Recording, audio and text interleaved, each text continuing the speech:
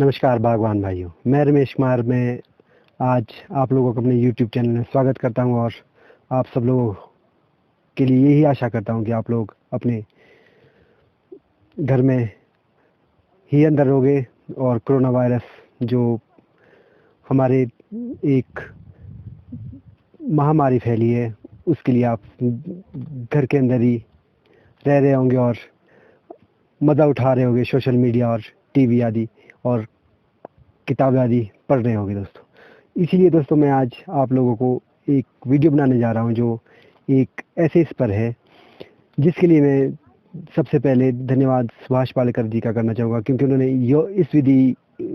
यह विधि हमें बताई थी और मैं आपको वो बताने जा रहा हूँ कि यदि आप पेड़ों को बीमारियों से बचाना चाहते हैं, क्योंकि आजकल जो बागवानी में बीमारियां है बहुत ज़्यादा आ रही है और जो हमारे पेड़ जल्दी ख़त्म हो रहे हैं, उसके लिए उन्होंने एक विधि बताई थी कि जिस तरह जंगल आदि के पेड़ और जो जिन्हें हम लगा के नहीं करते, जो खुद लगते हैं पत्थरों के बीच भी, वो अच्छी तरह से चढ़ जाते हैं। और जबकि हमारे पेड़ 3x3 के गड्ढे करके और उसमें बहुत सारी खादें मिला के और न्यूट्रिएंट मिला के फिर भी हमारे पेड़ उस तरह से नहीं चल रहे हैं। तो दोस्तों मैंने उसके लिए एक तरीका ईजाद किया था जो मैं आपको बताना चाहूँगा। वो दोस्तों ये है, इस तरह से मैंने डिस्पोजल में दाने लगाए थे, सेब और कैंथ के दाने लगाए थे, जो इस तरह से जर्मिनेट हो गए हैं। अब मैं आपको एक पौधा उठा के बताता हूँ। ये देखो, इस तरह से जर्मिनेट हो गए थे और इसे अब मैं इसी तरह, अब यह पूरी तरह से आपका तैयार हो चुका है और मैं इसे अब खेत में लगाने जा रहा हूँ। और सबसे बड़ी बात इसमें एक बात ये है कि जिस तरह से हम नर्सरी में जब पौधा लगाते हैं वहाँ से उखाड़ते हैं, तो जो सबसे आगे छोटी सी ब्रीक जड़ों में एक रूट कैप होती है जो बड़ी से बड़ी चट्टान आदि को फाड़ देती है। अर्थात जैसे जंगल आदि के पेड़ नेचुरल लगे होते हैं उनमें वही रूट कैप होती है और जो हमारी रूट कैप है वो नर्सरी में ही रह जाती है और हम सिंपल पौधा लाते हैं और इसीलिए हमारे पेड़ जो मर रहे हैं, इसीलिए ज़्यादा मर रहे हैं, क्योंकि जो मेन जड़ में रूट कैप होती है वो हमारी टूट के आ रही है। दोस्तों तो आप सोच रहे होंगे कि रूट कैप चीज़ क्या है। तो दोस्तों रूट कैप एक ऐसी जड़ में आगे एक निपल सी होती है, यानी कि वो उसके लिए आगे चट्टान आए या पहाड़ आए, चाहे जो मर्जी आए, वह नमी खींचने के लिए ज़मीन में नीचे जाती है और वह जहाँ उसे नमी मिलेगी वहाँ तक वो पहुँचेगी। जहाँ उसे खनिज मिलेंगे अर्थात मिनरल मिलेंगे, या आप ये जानते हैं कि मिट्टी अन्नपूर्णा है, इसमें हर एक चीज़ होती है। अर्थात हमें पौधे जो हवा पानी और भूमि से 98.5% हवा पानी और मिट्टी से पौधा लेता है, बाकी हम उसे सिर्फ उसके अलावा ही देते हैं, परंतु हम इतना ज़्यादा देते हैं फिर भी कि बहुत ज़्यादा देते हैं।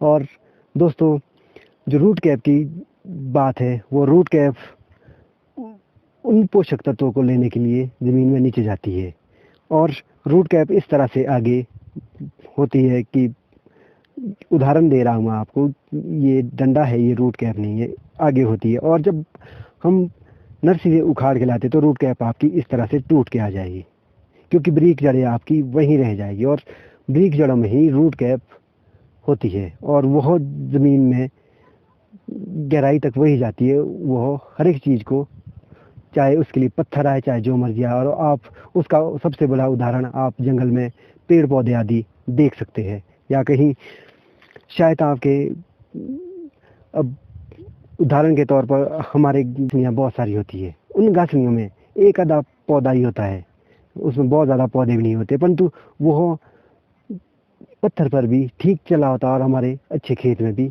पौधे नहीं चल पा रहे हैं। इसका कारण यही है क्योंकि हम जो उखाड़ के पौधे ला रहे हैं उसमें रूट कैप नहीं होती है और इसीलिए हमारे पेड़ मर रहे। और जो पहले ज़माने के पेड़ पौधे होते थे, क्योंकि ज़्यादातर खुद ब खुद उगते थे और वो अच्छी तरह से चलते थे। तो दोस्तों, मैंने एक एक्सपेरिमेंट में इस पर कर रहा हूँ कि इन पेड़ों और जो नर्सरी से पौधे उखाड़ के लाते हैं उनमें फ़र्क देखना चाहते हैं। और दोस्तों, हम इसे लगाने की विधि मैं आपको अब बताने जा रहा हूँ। तो दोस्तों, हम जब इसे लाएंगे खेतों में, तो खेत में हमें ज़्यादा गड्ढा करने की ज़रूरत नहीं है। बस हमें इस तरह से गिलास के लिए जगह बनानी है नीचे। इस तरह से गिलास के लिए जगह बनाएंगे।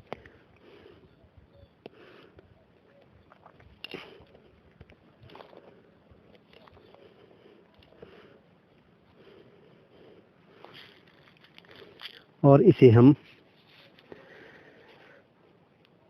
एक साइड से फाड़ देंगे ताकि जो इसकी जड़ें है बाहर निकले, क्योंकि सड़ तो गिलास भी सड़ जाएगा, परंतु गिलास बहुत बाद में सड़ेगा। इसलिए हमें इसे इस तरह से फाड़ के करना है। और आप इसमें जड़ें भी देख सकते हैं। अब पौधा काफ़ी बड़ा हो गया है, तो जड़ें इसमें मिट्टी में बाहर भी दिख रही हैं। ये देखिए आप, इसकी जड़ें इतनी बाहर निकल गई है।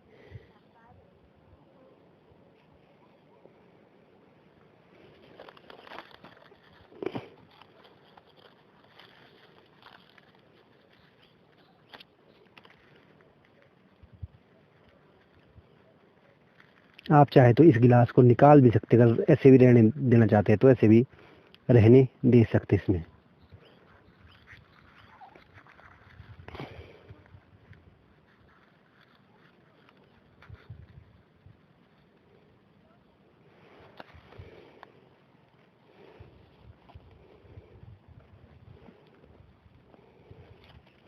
इसमें सिर्फ आपने एक चीज़ का ध्यान रखना है कि यदि आप नेचुरल खेती कर रहे हैं, नेचुरल या ऑर्गेनिक खेती कर रहे हैं, तो आप इसमें जीवामृत डाल सकते हैं। यदि आप ये चीज़ें नहीं कर रहे हैं तो आप इसमें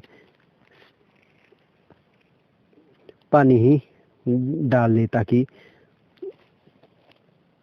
इसे सूखने का खतरा ना रहे। और जो घास आदि इसके आसपास उगेगी उसे मल्चिंग के तौर पर इसी में ही नीचे डाल देना है। बाकी आप मुझे वीडियो में यह ज़रूर वापस रिप्लाई करें कमेंट में कि यह वीडियो आपको कैसी लगी। और आप